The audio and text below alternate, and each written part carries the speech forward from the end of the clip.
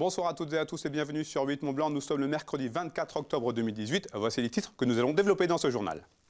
C'est un livre qui fait parler chez nos voisins suisses. Avions toujours plus pour quoi faire est publié par la CARP qui regroupe plusieurs associations de riverains de l'aéroport de Genève. Le document dresse un état des lieux alarmant des nuisances générées par le trafic aérien aux abords de l'aéroport international. Jean-Paul Crespi a rencontré les auteurs.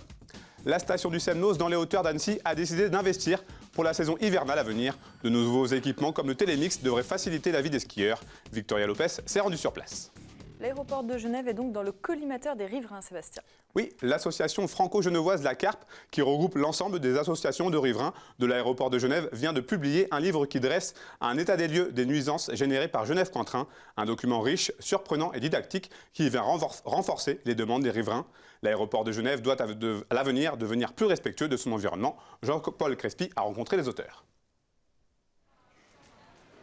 En 2030, l'aéroport international de Genève devrait être en possibilité d'accueillir 25 millions de passagers par an, contre 15 millions en 2016. Une augmentation significative du nombre des passagers qui devrait s'accompagner d'une augmentation elle aussi significative des mouvements d'avion, soit 235 000 mouvements par an, 650 par jour, un toutes les 90 secondes.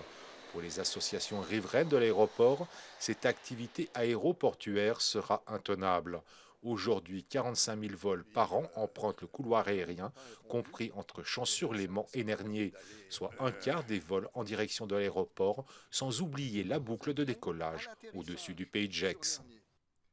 Ras-le-bol depuis longtemps, mais ras-le-bol qui ne fait que d'augmenter, puisque le trafic ne fait que d'augmenter. Et ça doit cesser. On vit dans une société où il faut tenir compte d'un développement durable, où la santé, où l'environnement a une importance aussi importante que l'économie et la finance. Donc il faut absolument tenir compte des trois piliers du développement durable, ce qui n'est pas du tout le cas avec l'aviation et surtout à Genève. 11 associations franco-genevoises environnementales et de riverains se sont regroupées avec l'espoir de peser davantage dans les discussions, car le bruit et la pollution de l'air et de l'eau sont déjà visibles et sensibles. L'aéroport, c'est 25% de l'empreinte climatique du canton de Genève. Et donc, c'est un des piliers si on veut changer notre comportement vis-à-vis du climat. Et puis, un des autres faits qu'on signale aussi dans le livre, c'est la pollution de l'air. On est très inquiet. Dans les perspectives de développement de l'aéroport, on prévoit que la pollution augmente aux abords de l'aéroport et ça, c'est intolérable. Au mois de mai 2019, les Genevois devraient voter suite à l'aboutissement d'une initiative populaire pour un pilotage démocratique de l'aéroport de Genève. Une votation qui tentera de rappeler aux conseillers d'État de Genève leurs responsabilités quant au devenir de l'aéroport, le canton de Genève étant toujours l'unique propriétaire de cet aéroport. Un radar pour la faune sauvage sur la RD 1508. C'est une première en Haute-Savoie en concertation avec la Fédération départementale des chasseurs. Le département a mis en place un radar faune sauvage sur la route départementale 1508 sur la commune de Doussard. Après un an de mise en service, les premières données ont été analysées. Victoria Lopez nous explique le fonctionnement de ce dispositif.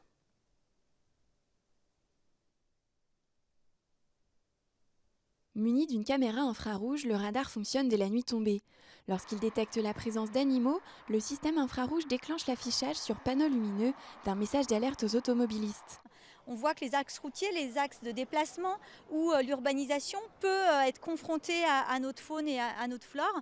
Donc du coup, c'est important de pouvoir agir aussi sur ces secteurs. Et on voit qu'avec un système de radar, on arrive à préserver et la sécurité routière et la faune aux Savoyardes. La route départementale 1508 se situe au milieu du corridor écologique entre les Bauges et le massif de la Tournette. L'objectif du dispositif est donc de préserver ce passage et les espèces qui en dépendent. Depuis le début, la Fédération des chasseurs a été initiateur du projet.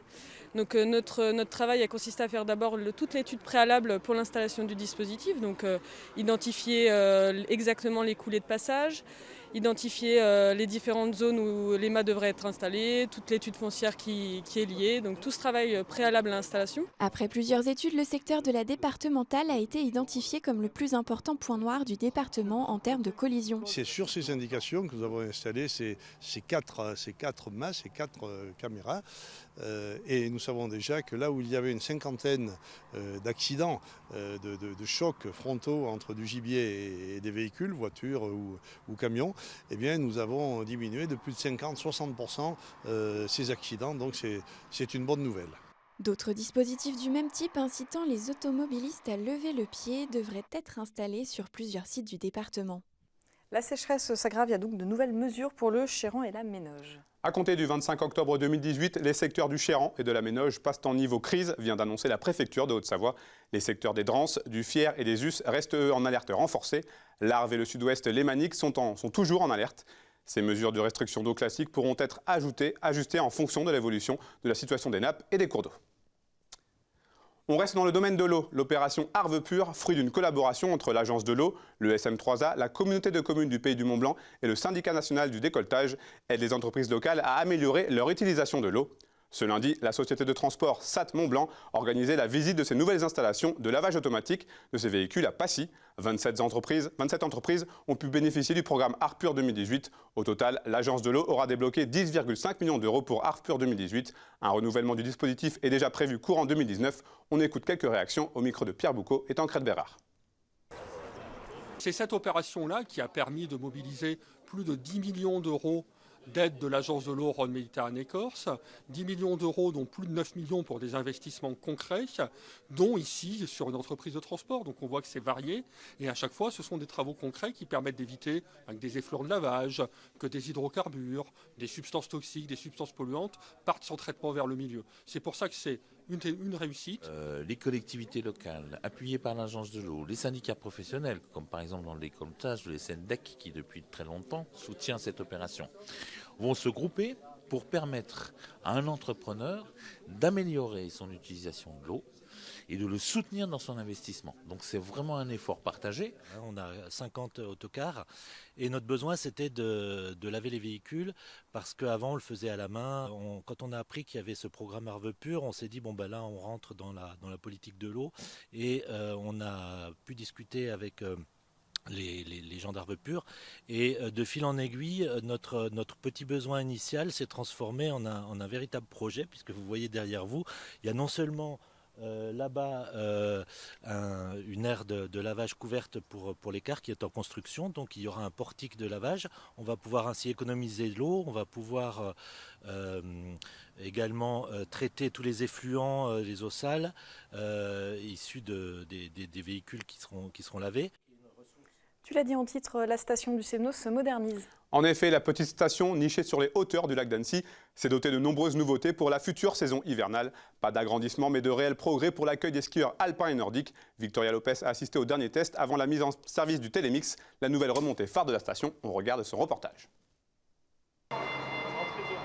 C'est le dernier investissement majeur du CIPAS. À partir du 1er janvier 2019, la station sera gérée par le Grand Annecy. Avant de passer la main, le syndicat intercommunal en charge de l'exploitation du Semnoz a voulu moderniser la petite station avec le nouveau Télémix. C'est un mix de cabines et de sièges. On a une cabine 10 places, tous les 4 sièges 6 places débrayables. Tout ça pour donner le choix aux clients. Toutes les familles pourront monter en sécurité dans les cabines. Ceux qui préfèrent le siège prendront le siège. Sécurité aussi pour les cours de ski. Les moniteurs pourront embarquer dans une cabine avec leurs élèves sans pour autant chercher des personnes pour accompagner, vraiment en sécurité. La station accueille en moyenne 140 000 skieurs alpins et 30 000 fondeurs chaque saison. Le Télémix remplace l'ancienne remontée vétuste en apportant plus de confort et surtout de rapidité. On a un débit de 2600 personnes-heure avec à 5 mètres secondes, donc des temps de trajet très courts, de moins de 5 minutes. Et donc du confort à l'embarquement parce qu'on est en appareil débrayable. Si le Télémix est un investissement majeur avec un budget de plus de 6 millions d'euros, le syndicat a aussi prévu d'autres aménagements pour la modernisation, comme la mise en place de canons à neige mobiles garantissant l'enneigement du domaine. Mais les nouveautés ne s'arrêtent pas là puisque la station se dote également d'un stade de biathlon. Un stade avec 10 pas de tir à 50 mètres qui va permettre de faire des petites compétitions, qui va permettre au club de pouvoir s'entraîner et de travailler en toute sécurité. Il y a beaucoup de nouveautés, j'attends avec hâte la neige pour voir la satisfaction des gens et ça c'est notre récompense. Avec ces nouveaux aménagements, la station, dont le pied de piste se situe à 1500 mètres d'altitude, a donc encore de beaux jours devant elle. C'est la fin de ce journal. Merci à toutes les équipes. Merci à vous pour votre fidélité et information sur 8 Mont Blanc. Fanette, c'est à toi. On se retrouve jeudi pour un nouveau journal.